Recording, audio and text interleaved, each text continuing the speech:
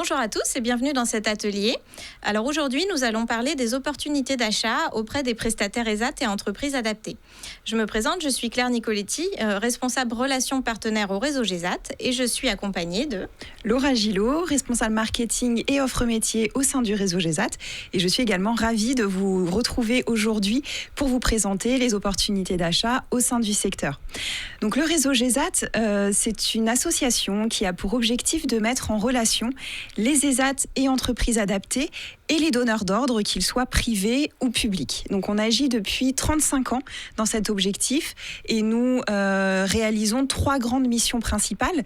La première étant de promouvoir les savoir-faire et les compétences des ESAT et des entreprises adaptées et bien entendu des travailleurs en situation de handicap qui travaillent chaque jour dans ces établissements.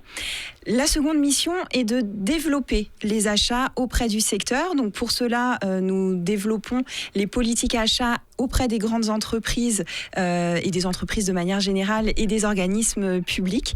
Et enfin, nous accompagnons les ESAT et les entreprises adaptées dans la structuration de leur offre de services de manière à ce qu'il puisse y avoir une correspondance entre les besoins des entreprises et les offres de services des ESAT et des entreprises adaptées.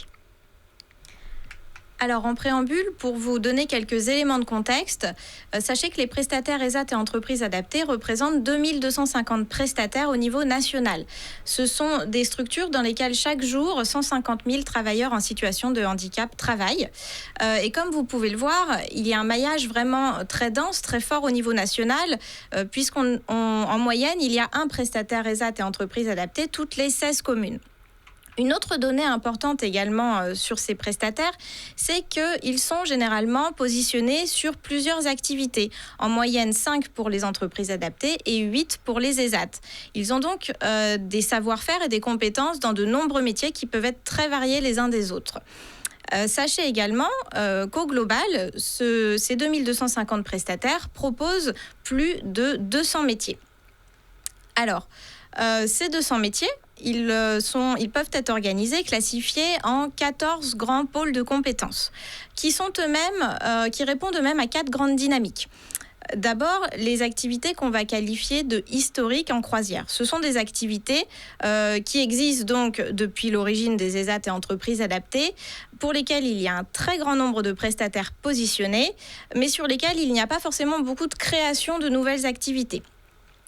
À côté de ça, nous avons les activités historiques vedettes. Donc, ce sont des activités qui sont également très anciennes pour les prestataires ESAT et entreprises adaptées, mais pour lesquelles il y a encore une vraie dynamique avec beaucoup de création d'activités parce que aussi beaucoup de demandes de la part des donneurs d'ordre. Il y a également des activités qu'on qualifiera de dynamiques. Ce sont des activités pour lesquelles il y a énormément de création d'activités chaque année et pour lesquelles il commence à y avoir de plus en plus de prestataires ESAT et entreprises adaptées. Et enfin, les activités en mutation. Ce sont des activités qui sont encore, qu'on peut aussi qualifier d'émergentes, sur lesquelles il n'y a pas encore un très grand nombre de prestataires, mais pour lesquelles il y a un changement dans les méthodes de travail, un changement dans la structuration des filières. Et nous allons commencer par vous présenter tous ces métiers présents au sein des ESAT et entreprises adaptées en allant vers les activités qui sont dites historiques en croisière. Donc dedans, on compte notamment les entretiens des espaces verts et puis aussi la production industrielle. Alors, quand on parle de production industrielle, il y a plein de métiers, bien entendu, qui sont concernés. Il y a les métiers de l'électricité, de l'électronique, de la mécanique, donc que ce soit de la fabrication, du montage ou du maintien de matériel ou encore du câblage. Et puis, on a également des métiers du travail du bois. Donc là, ça va être par exemple de la menuiserie ou de la fabrication de palettes, de caisses ou de mobilier, que ce soit du mobilier intérieur ou extérieur. On retrouve également les métiers de la plasturgie, avec de la plasturgie par injection ou par thermoformage par exemple, et également le travail des métaux. Alors tout type de métaux, ça va être de l'aluminium, de la ferronnerie, de l'usinage, de la chaudronnerie, ou également par exemple de la charpenterie métallique. Et on va en voir tout de suite un exemple avec l'entreprise adaptée Umea, qui a réalisé des pièces pour la construction, pour maintenir les charpentes de 2 grands édifices en région parisienne, donc 2 grands projets. Le premier, c'est la construction de la scène musicale sur l'île Seguin à Paris. Projet pour lequel l'UMEA donc, a découpé sur mesure 8000 pièces d'aluminium avec un résultat assez époustouflant puisqu'il y a eu 0 défaut sur ce chantier-là. Et un autre projet a été mené également par l'UMEA en partenariat avec une entreprise ordinaire. C'est toujours la découpe de pièces aluminium qui ont servi de support à l'ossature de la verrière du cours semi-enterré de Roland-Garros. Donc là encore, ce sont 8000 barres d'aluminium que vous pouvez voir sur la photo qui ont été découpées sur mesure pour ce projet-là. Si on continue dans les autres dynamiques des métiers présents en ESAT et en entreprise adaptée, on va aller vers les activités historiques vedettes. Donc là, on va retrouver tout ce qui est activités de nettoyage et d'entretien, que ce soit de locaux, de linge et également de véhicules. Et puis, on va retrouver également le conditionnement, la logistique et les métiers du transport. Et justement, nous allons faire un zoom sur les métiers du conditionnement et de la logistique. On trouve différentes activités à l'intérieur de cette catégorie. Donc, ça va aller de la simple préparation de commandes, que tout le monde se représente bien, au métier de la logistique, du stockage, du contrôle qualité, du tri. Mais ce qui est moins connu, c'est qu'on va aussi retrouver des prestataires positionnés sur du conditionnement alimentaire, du conditionnement médical ou encore pharmaceutique, donc en salle propre et répondant à des très hauts niveaux d'exigence. Il y a également dans cette catégorie les métiers de la gestion de la vente par correspondance qui sont notamment poussés par l'essor du e-commerce. Alors, tu parlais très justement tout à l'heure, Claire, du conditionnement pharmaceutique. On en a un très bon exemple avec l'entreprise adaptée Tech Air qui a conditionné de nombreux tests Covid ces derniers mois pour pouvoir répondre aux besoins liés à la situation de la Covid-19. Et puis, pour aller plus loin sur le deuxième exemple qui sont les métiers de la logistique liés au e-commerce, on vous propose un exemple de Logins avec Recyclivre. Alors, pour ceux qui ne connaissent pas Recyclivre, c'est le leader français du livre de seconde main sur Internet. Et donc, ils ont fait un partenariat avec Logins de sorte à pouvoir gérer l'ensemble de leur stock et gérer également les expéditions de leurs livres pour leurs clients. Donc, ça représente 8000 mètres carrés de stockage au sein de Logins, 900 000 références qui sont réparties dans ces 8000 mètres carrés et 15 000 commandes journalières qui sont passées et qui sont gérées par Logins. Donc c'est un partenariat qui dure depuis plus de 10 ans. C'est un partenariat historique pour Recyclivre et pour Logins. Et c'est un bel exemple de ce que peut faire le secteur sur la logistique e-commerce. Pour aller sur la continuité de nos différentes activités, on vous propose les activités dynamiques. Claire, je te laisse les présenter. Tout à fait. Donc, pour rappel, les activités dynamiques, ce sont celles sur lesquelles il y a beaucoup de création d'activités et notamment une forte demande des donneurs d'ordre. Donc, on va retrouver dans cette catégorie la production alimentaire, la restauration, les services touristiques ou encore les services généraux. Alors, la restauration, ça comprend encore une fois plusieurs métiers. Donc, beaucoup d'entre vous connaissent peut-être déjà la possibilité d'acheter des plateaux repas auprès des prestataires ESAT et entreprises adaptées. Mais il y a également des prestations traiteurs, il y a également des prestations de restauration collective, de cuisine centrale, de portage de repas ou encore la livraison de paniers gourmands, de paniers de fruits. Et également toute une offre de restaurants ouverts au public. Justement, 288 des restaurants répartis un petit peu partout en France qui sont gérés par des ESAT ou des entreprises adaptées. Donc, bien sûr, nous vous invitons à y aller dès que vous aurez la possibilité de retourner dans les restaurants.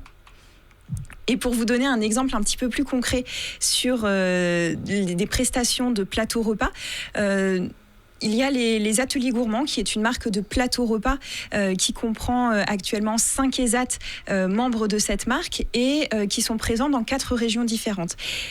Et Veolia Eau a souhaité passer un contrat cadre avec la marque Les Ateliers Gourmands de sorte à pouvoir proposer à tous ses salariés sur les sites qui sont à proximité de ces ESAT membres de la marque des prestations homogènes de plateau repas de manière à ce qu'ils puissent avoir un seul et même fournisseur sur l'ensemble de leur site.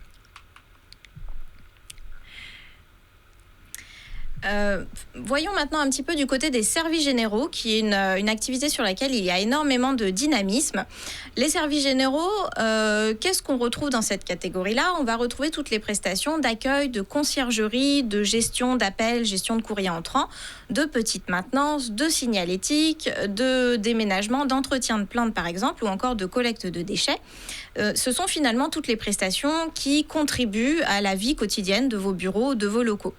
Et information importante, à travers la réalisation de ces prestations, les prestataires ESAT et entreprises adaptées montrent qu'ils sont capables d'intervenir directement sur site, parfois contrat de mise à disposition, et donc ils sont capables de s'adapter finalement à vos contraintes, à votre organisation interne et de répondre à l'ensemble de vos besoins. Pour continuer sur la même dynamique et vous présenter donc les autres types d'activités, pour les activités en mutation, donc pour rappel, ce sont les activités qui ont encore un faible taux de création, mais qui sont soit en remodelage, soit qui se développent petit à petit au sein des établissements. On va retrouver un certain nombre d'activités assez novatrices, comme par exemple l'informatique, toutes les activités liées à l'informatique, les prestations également administratives. On va retrouver également d'autres activités plus manuelles telles que l'artisanat ou encore des prestations plutôt intellectuelles avec les prestations de communication et de marketing. Alors, faisons un zoom sur l'informatique et les services numériques qui sont encore assez méconnus. Assez peu de donneurs d'ordre ont conscience qu'aujourd'hui, ils peuvent acheter ce type de prestations auprès de prestataires ESAT et entreprises adaptées. C'est une activité qui est essentiellement portée par des entreprises adaptées qui se sont spécialisées dans ce domaine-là. Et on va retrouver comme métier du développement et de la maintenance de logiciels, d'infrastructures, de réseaux, du support technique par exemple, ou encore de l'homologation, et de la création ou du développement de sites web. Et d'ailleurs, c'est une activité sur laquelle la co-traitance est très présente. On en a par exemple un exemple du coup avec Enedis qui, pour répondre à l'un de ses besoins de gestion des habilitations, a fait appel à Neurone, Atimic et Helpline pour justement gérer les 210 000 demandes d'habilitation par an qui sont réalisées par les 50 000 utilisateurs que compte Enedis. Donc là, il s'agissait de gérer les demandes entrantes d'habilitation, de suivre tout le process et puis de donner également les habilitations aux différents utilisateurs.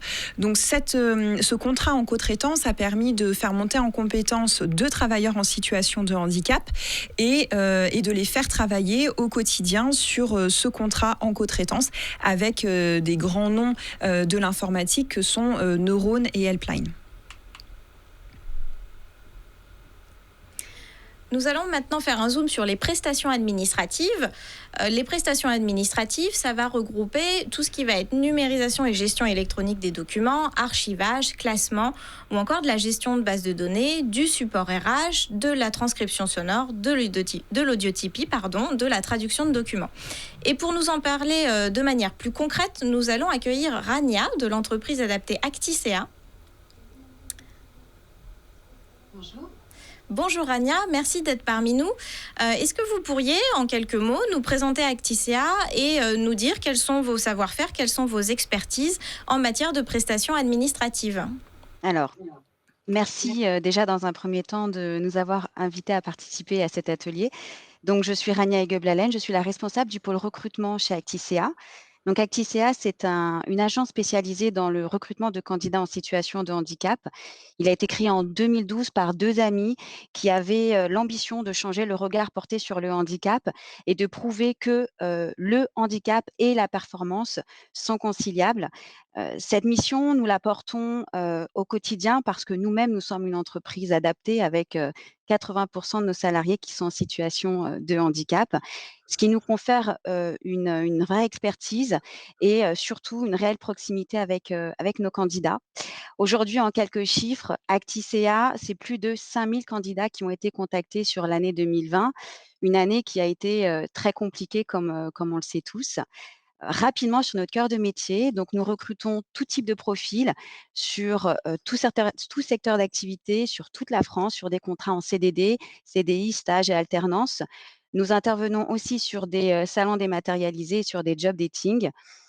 Nous accompagnons aussi les missions handicap dans leurs, missions, enfin dans les volets sur les volets recrutement, sensibilisation, marque employeur, aide à la reconnaissance en qualité de travailleur handicapé et la collecte des attestations, pour la DETH. Notre, ambition, c'est vraiment d'accompagner les candidats vers l'emploi et les entreprises et les missions handicap, vers plus d'inclusion. Merci Rania pour cette présentation d'Acticea. Est-ce que vous pourriez nous en dire un petit peu plus sur un projet de recrutement qui aurait été mené avec l'un de vos clients peut-être? Oui, bien sûr. Alors, comme je vous l'ai expliqué précédemment, nous intervenons vraiment sur plusieurs secteurs d'activité. Celui qui nous concerne là plus particulièrement, dépend du secteur bancaire. Donc dès le début de l'année 2020, nous avons le groupe BPCE qui est composé de l'ensemble des banques populaires et des, caisses d'épargne de France, qui ont fait appel à nous pour les accompagner dans leur campagne de recrutement. Alors dans un premier temps, cette campagne de recrutement ne concernait que les offres pour les banques populaires. Donc, nous les avons accompagnés dans le recrutement pour des postes, cœur métier. Donc, ça a concerné des postes de chargé d'accueil, conseillers commerciaux, conseillers aux particuliers, des secondes agences et même des directeurs d'agence. Nous avons également eu, la gestion de postes en back office comme, des postes support comme des gestionnaires back office et puis également des postes en IT et l'ensemble de ces postes étaient à pourvoir en CDD, CDI, stage et également alternance.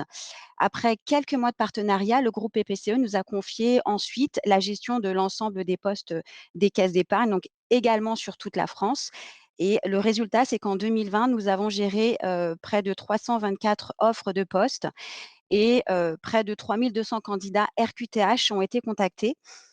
Notre partenariat s'est ensuite consolidé puisqu'en plus de cette campagne de recrutement, il nous a été demandé de les accompagner sur un événement, de sensibilisation, enfin de recrutement et de sensibilisation au handicap. C'est un événement sportif, et adapté qui a eu lieu en septembre dernier sur Paris. Cet événement regroupait les filiales du groupe BPCE d'Île-de-France et 40 candidats, en situation de handicap ont été, invités à participer à cet événement durant lequel ils ont pu, faire la rencontre de nombreux, champions paralympiques comme, le nageur, Théo Curin ou la tenniswoman, Charlotte, Fairbank que vous connaissez peut-être de nom. BPCE, c'est vraiment un exemple réussi parmi tant d'autres. Il prouve vraiment que les valeurs que nous prenons tous les jours sans cesse avec beaucoup d'ardeur, que le handicap et la performance sont vraiment des notions conciliables et nous sommes vraiment très, très fiers de pouvoir accompagner, nos clients et les missions handicap de nos clients, dans leurs projets d'inclusion. Merci Rania. Et en complément, est-ce que vous pourriez nous indiquer pour quelles raisons un donneur d'ordre demain devrait faire appel à vous? Quelles sont vos forces? Quels sont les arguments que vous pouvez mettre en avant? Alors, si j'ai des arguments, à mettre en avant, à faire appel à nous, mais également, au sens large, au secteur du travail protégé adapté. Alors, pour collaborer avec, ce secteur protégé adapté, déjà, c'est porter des valeurs sociales et s'engager pour changer, l'image du handicap. Le moyen est peut-être différent, mais les résultats sont aussi performants que dans le secteur ordinaire. Pour revenir plus particulièrement au secteur du recrutement, notre statut d'entreprise adaptée nous permet d'avoir conscience de la réalité du marché de l'emploi et nous donne une réelle légitimité sur 2 aspects. Le premier, c'est que nos recruteurs sont eux-mêmes en situation de handicap. Du coup, ils ont, une approche et une attention, plus adaptées envers les candidats. Le deuxième aspect, c'est que nous-mêmes, nous encadrons des équipes en situation de handicap. Nous sommes donc à même de pouvoir accompagner des managers sur leur recrutement, de pouvoir relativiser et rationaliser tous les a priori qu'on pourrait avoir lorsqu'on intègre un candidat en situation de handicap. D'ailleurs, vraiment, je profite pour inviter, tout le monde à faire appel ou à continuer à faire appel au secteur du travail protégé adapté, donc aux entreprises adaptées, aux ESAT et au TIH, parce que vous y trouverez vraiment des collaborateurs disponibles, professionnels, et qui pourront vous prouver, que c'est la compétence qui définit, la performance et que le handicap n'a jamais, défini qui que ce soit. Voilà un petit peu ce que je peux vous dire sur le sujet. Merci beaucoup, Rania. Merci beaucoup Rania pour cette intervention. On n'aurait pas pu dire mieux sur les compétences des personnes en situation de handicap. Pour Merci. continuer, merci. Pour continuer sur les différents secteurs d'activité et sur des secteurs d'activité un petit peu innovants sur lesquels nous étions donc également avec Acticea et avec Rania qui représente Acticea, nous pouvons parler des activités de communication, de marketing également et de l'événementiel. Ce sont des activités assez larges. On va pouvoir retrouver à la fois du e-marketing, de la gestion d'appels entrants, de la distribution de flyers pour ce qui est de la partie marketing. Pour ce qui est de la communication, on va pouvoir retrouver de la création graphique, de l'infographie, de la PAO, de la production audiovisuelle également. Et puis pour l'événementiel, eh bien tout simplement des agences événementielles, comme vous pourriez les retrouver dans le secteur dit classique. Effectivement, et pour compléter sur l'événementiel, sachez qu'aujourd'hui en France, il y a 146 lieux qui peuvent demain vous servir à organiser des réunions, des séminaires. Alors une partie de ces lieux sont des salles de location tout à fait classiques, mais certains d'entre eux sont des gîtes, voire des centres de loisirs, vraiment des lieux dans lesquels vous pouvez construire de beaux événements.